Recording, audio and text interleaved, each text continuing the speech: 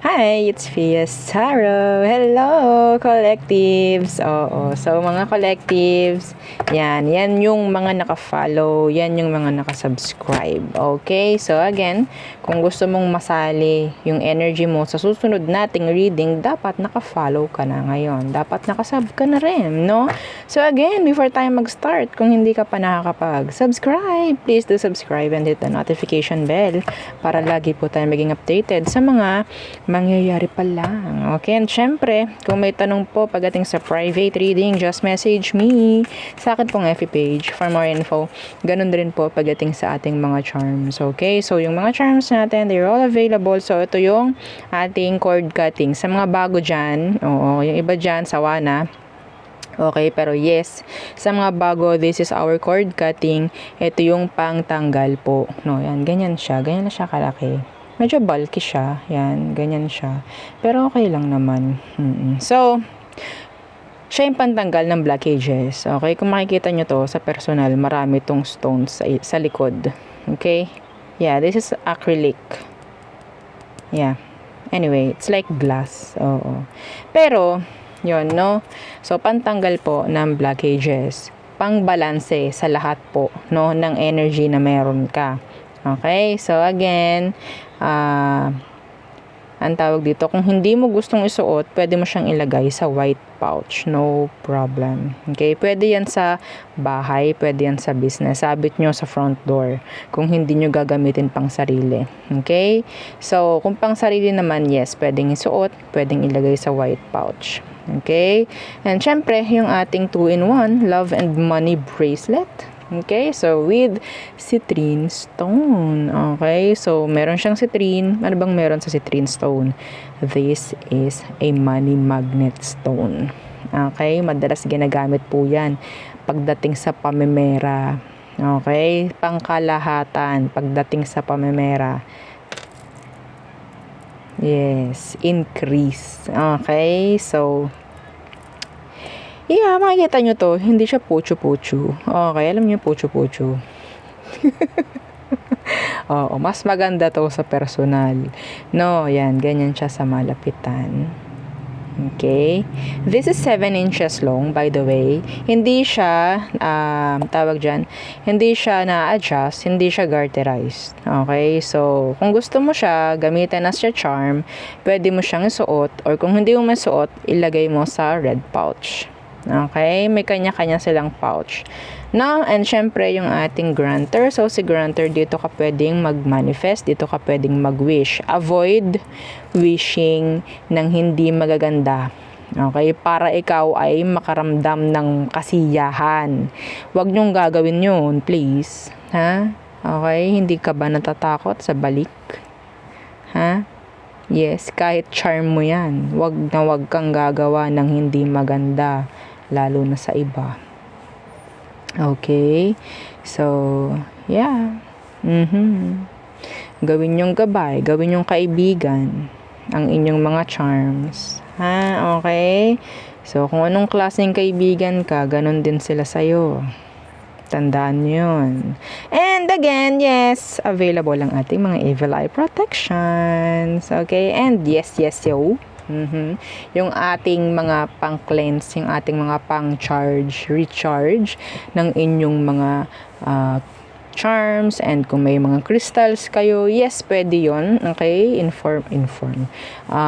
Inyo lang kaming i-message para makita ninyo, isesend namin sa inyo kung ano bang meron, description doon sa ating cleansing and recharging kit. And syempre, yung ating bago. Oo, wala yung nandito ko. Hindi ko talaga nakita. O, diba? Ang mahirap dyan, kukunin. No, kinuha, ginamit ng iba kasi mabango. Oo, anyway, eto ha, kapag yan ginamit ng iba, wala naman yan. Oo, wala naman yan. Kasi nga 'di ba, kinukuha ko yung pangalan nyo. 'Di ba? Kinukuha ko yung pangalan nyo. So, ang focus nung spray is kayo. Kung gagamitin niya ng iba, normal lang yan. Okay, so wag kayong matatakot. And syempre, yeah, ano bang meron doon sa spray natin, sa attracting spray? Good for money and love yon. Okay po, yes, pwedeng magkasabay. doon sa isang pang spray natin. And syempre, yes, yung ating bago, no, yung ating healing oil na napakagaling pagdating sa masasakit na katawan. Oo, yung mga hirap matulog. Yan. Pwede sa ito. Okay, iyon lamang talagang tawag diyan, idadampi, o 'di ba? Ihilot mo. O yan, mga ganyan, no? So, this is 30 ml by the way. Yung spray pala natin is 50 ml po, no? So, meron tayong dalawang scent nun ng ating spray. Yes, mag-message lang kayo para bigay namin yung info. So, ito naman is 30 ml. Ang scent niya is white tea and ginger. Okay, white tea and ginger. So refreshing. 'Di ba? Yes, mabango actually, mabango, no? So, let's start the reading for you collectives. Okay. So, yung mga bago dyan, no, collectives. So, syempre, kasama na kayo dito sa ating reading, no? Oo. So, let's see, ano bang meron? This is, the rest of December. Okay, the rest of December, ano bang papasok pa? Okay. Again, ang aking advice, para mag-manifest ang magandang energy, you have to share the video. Okay? So, anong meron for you? Ay, talaga to. Oo, napapanahon. Napapanahon to. Kulang na lang is talaga naman na hatiin sa 5, hatiin sa 10 ang katawan. Para magawa lahat, o 'di ba? Ang mga dapat gawin ngayong December, no? Diba diyan magkabilaan na mga party na pinupuntahan. Naku po, pareho pa ng date. Yan, kailan sino ang aking pupuntahan, o 'di ba? Pwede pang dito ay 2 oras ako at doon sa isa ay 2 rin. Diba? O yeah, multitasking. So, yeah, pagka-busy, diba? Napapanahon. Napapanahon. Unexpected expenses. Diba? So, oo. Alam nyo na yan. Unexpected expenses this December. Oo. Okay. Partnership. Sinong may ayaw sa partnership, wag mong i-share ang video. Pero kung gusto mo ng partnership this December, in general, share the video. Ganun lang, napakadali lang, no? Hindi ka man lang papawisan, o, 'di ba? So, ano pa? Oo, ganun lang.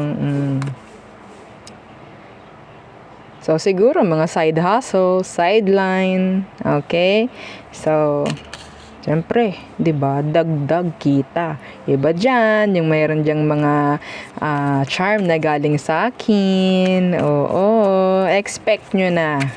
Expect nyo na napakadami, 'di ba? Na magiging sales, customers, 'yan.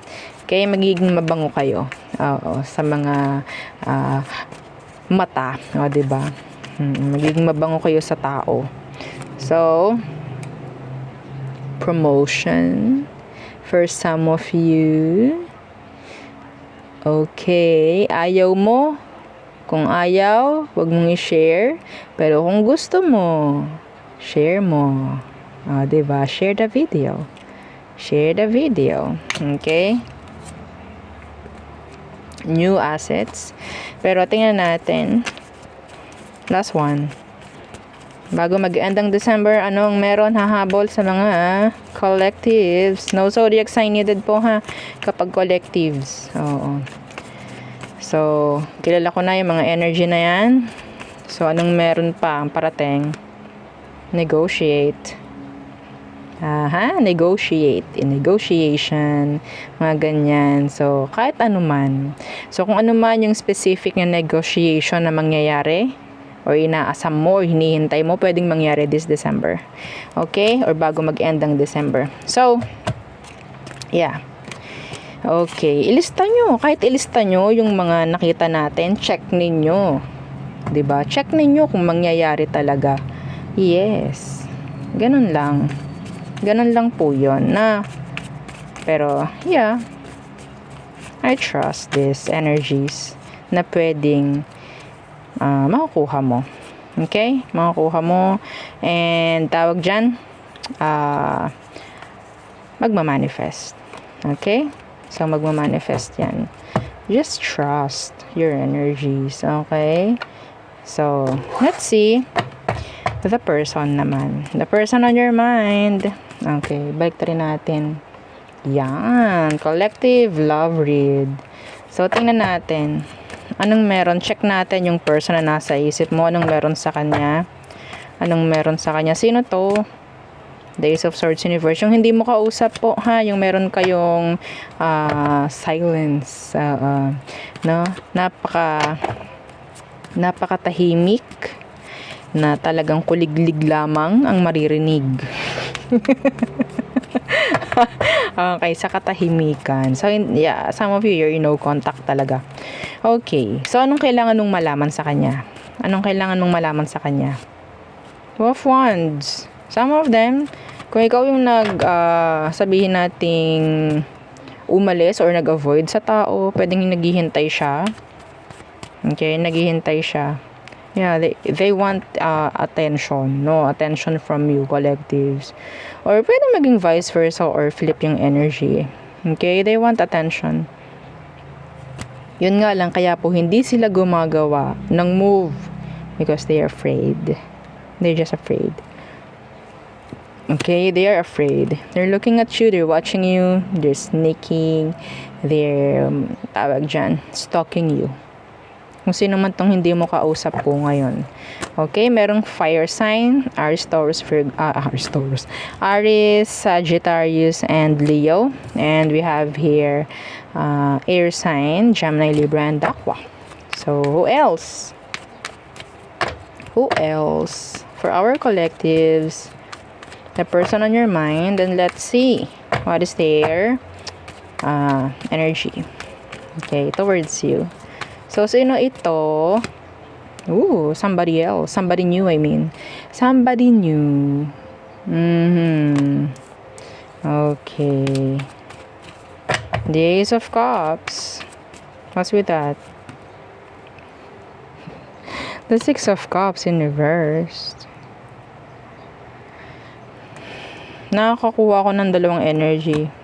Okay, this could be somebody from your past na nagre-resurface ngayon, okay, offering you maybe a new cup of love, okay, or pwedeng somebody new na may alam ka sa kanyang past, okay, so there. So, anong kailangan mong malaman? Sa ex mo, sa past person mo na kumukonect sa'yo ngayon, anong kailangan mong malaman sa kanya? Justice in reversed, and the Seven of Coins. Still expecting something good. Okay? Na may magbabago, may mangyayaring sabihin nating panimula, bagong panimula sa inyo. Okay? So, if this is somebody new, na alam mong meron pa ring somebody from their past. Okay? Itong taong to, sabihin nating hindi sila nagiging fair sa'yo. Okay, still invested pa rin to sa past niya. They are bitter. Ayaw natin na tayo ay gagamitin lang, no, para sila ay makausad or what. And then, kapag okay na sila, goodbye. Parang ganun. Okay? So, you have to maintain, sabihin nating healthy boundaries from this person. Kung bago. At ganun nga yung energy. Pwedeng hindi mo alam na may ganun siya. Meron siyang somebody sa past niya na hindi pa rin niya ma-let go. So, last, let's see. Sino pa? Ito, okay. Sino pa siya? For our collectives.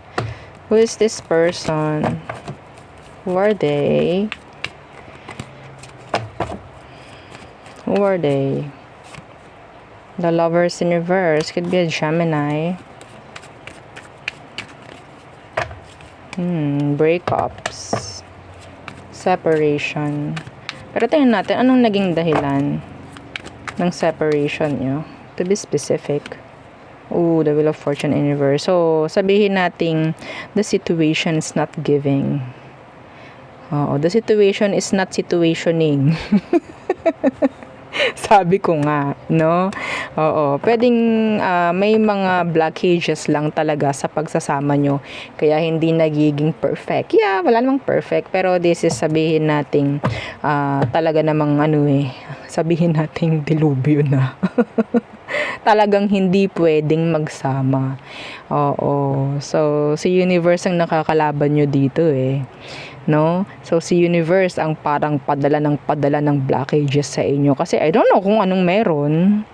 Okay? So, if you're fighting the current na ibinibigay ni universe sa inyo, well, talaga namang pagod na kayo. Laglag na ang tuka. Oh, 'di ba? Oo, parang ibon na pagod, laglag na ang tuka, 'di ba? So anong kailangan niyong malaman? Oh, the Queen of Coins. Some of you, kung di nyo alam or wala kang idea, there could be another person involved. Okay? Yeah. Oh, yun lang. Masyado na talagang na-attach sa connection na to. Kaya, yeah. Iba sa inyo, this is karmic. This is karmic. Yes. Karmic or twin flame. Yeah.